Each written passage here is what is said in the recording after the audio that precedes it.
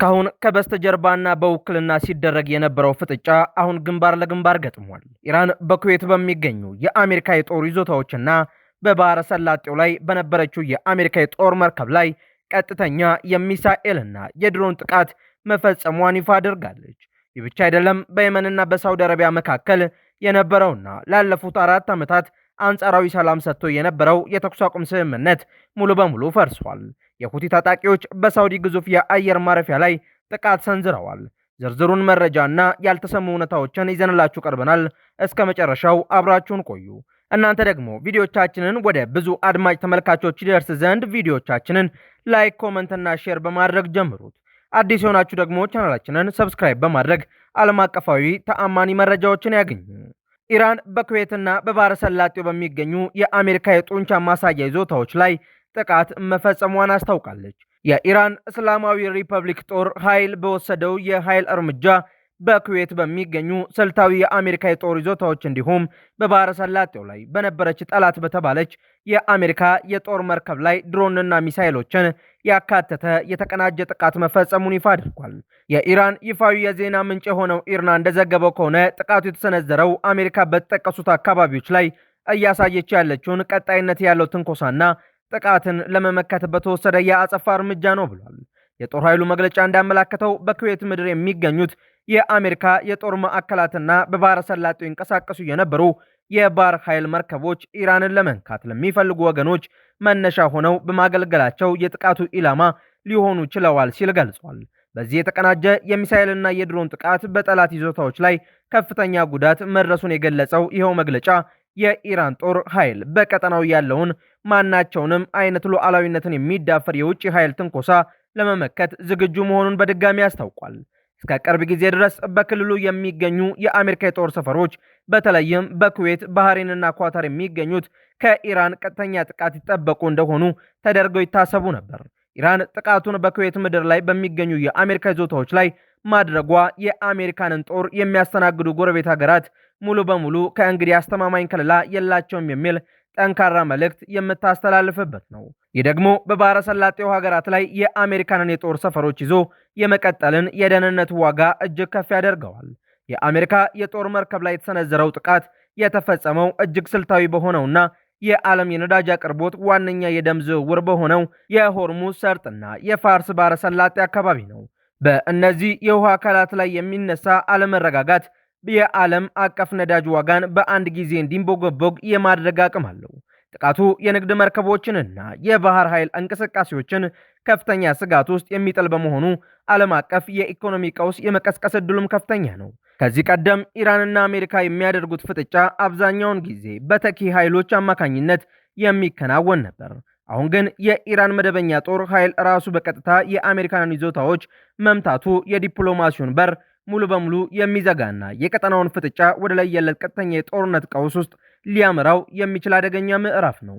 ይህ የተመጣጣኝ አጸፋ እርምጃን ሰንሰለት በመፍጠር ሁኔታዎችን ከቁጥጥር ውጪ ሊያደርጋቸው ይችላልም ተብሎ ይጠበቃል። ይህ በእንዲህ እንዳለ በዮርዳኖስ በሚገኘው የፕሪንስ ሐሰን የአየር ኃይል ጣቢያ ላይ በተሰነዘረው የሚሳኤልና የድሮን ጥቃት በርካታ የሚሳኤል ማከማቻዎችና የነዳጅ ጋኖች መጋየታቸው ተነግሯል።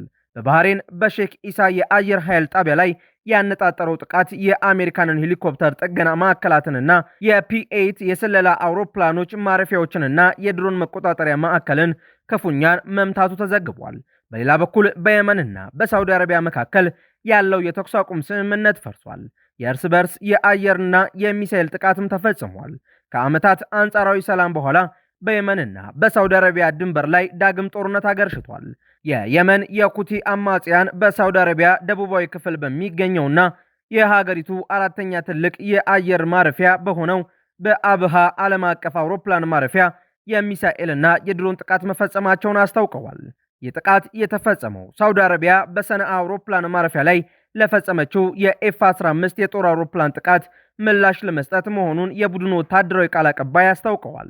አሶሺየትድ ፕሬስ እና ሮይተርስ የዜና ምንጮች ባወጡት ዘገባ መሰረት በሳውዲ የሚመራው ጥምር ጦር በሰነአ አውሮፕላን ማረፊያ የአውሮፕላን መንደርደሪያ ላይ ድንገተኛ ጥቃት የሰነዘረው የሁቲ ልኡካንን ከቴሄራን ይዞ ለመመለስ በዝግጅት ላይ የነበረውን የኢራኑን ማሃን ኤር ሲቪል አውሮፕላን እንዳያርፍ ለመከላከል ነው ብለዋል። የሁቲው ልዑክ በቅርቡ ሕይወታቸው ላለፈው የኢራኑ መንፈሳዊ መሪ አያቶላ አሊ ሐሚኒ ቀብር ስነ ስርዓት ወደ ቴህራን አቅንቶ እንደነበር ይታወሳል። የሳውዲ አረቢያ የአየር መከላከያ ሰራዊት በአብሃ አውሮፕላን ማረፊያ ላይ የተተኮሱትን ሚሳኤሎች ማክሸፉን የገለጸ ቢሆንም ጥቃቱ እንደ አውሮፓውያን አቆጣጠር ከ2022 ጀምሮ በሁለቱ ወገኖች መካከል የነበረውን መደበኛ ያልሆነ የተኩስ አቁም ስምምነት ሙሉ በሙሉ ያፈረሰ ሆኗል። ሁለቱ ወገኖች እንደ አውሮፓውያን አቆጣጠር በኤፕሪል 2022 በተደረገው የተኩስ አቁም ስምምነት ምክንያት ላለፉት 4 ዓመታት በአንጻራዊ ሁኔታ ሰላማዊ ግንኙነት ነበራቸው። ነገር ግን ይህ የቅርብ ጊዜ የአውሮፕላን ማረፊያ ጥቃት ስምምነቱን አክትሞለታል። የሁቲ ወታደራዊ ቃል አቀባይ ያህያ ሳሪ የአውሮፕላን ማረፊያው ጥቃት ከተፈጸመ በኋላ በሰጡት መግለጫ ከአሁን በኋላ የውጥረት ማርገቢያው ጊዜ ማብቃቱንና የሳውዲ የአየር ክልል ለሲቪል በረራዎች ደህንነቱ የተጠበቀ አይሆንም ሲሉ አስጠንቅቀዋል። በሳውዲ የሚደረገው የየመን ህጋዊ መንግስት ጥቃቱን በተመለከተ ባወጣው መግለጫ የኢራን አውሮፕላን ያለ የመን ሲቪል አቪዬሽን ፍቃድና የሀገሪቱን ሉዓላዊነት በጣሰ መልኩ በሰንዓ ለማረፍ በመሞከሩ ምክንያት የአየር ማረፊያውን የአውሮፕላን መንደርደሪያ መስመር ለመምታት መገደዱን አስታውቋል። ይህ የሚያሳየው በኢራንና በሳውዲ አረቢያ መካከል ያለው የውክልና ጦርነት አሁንም በየመን ምድር ላይ በከፍተኛ ደረጃ እየተቀጣጠለ መሆኑን ነው። የሁቲ ታጣቂዎች ከዚህ ቀደም በቀይ ባህር የንግድ መርከቦች ላይ ያደርሱት የነበረው ጥቃት የሚታወስ ነው። አሁን ከሳውዲ ጋር ያለው ግጭት በቀጥታ መነሳቱ የተለያዩ ከፍተኛ ስጋቶችን ፈጥሯል። ከነዚህ መካከል የቀይ ባህር መርከቦች ደህንነት አንዱ ሲሆን ሁቲዎች በአካባቢው ባላቸው የረጅም ርቀት ሚሳኤልና የባህር ላይ ድሮኖች አማካኝነት የቀይ ባህርን መተላለፊያ ዳግም ሙሉ በሙሉ ዝግ ሊያደርጉት ይችላሉ ተብሏል።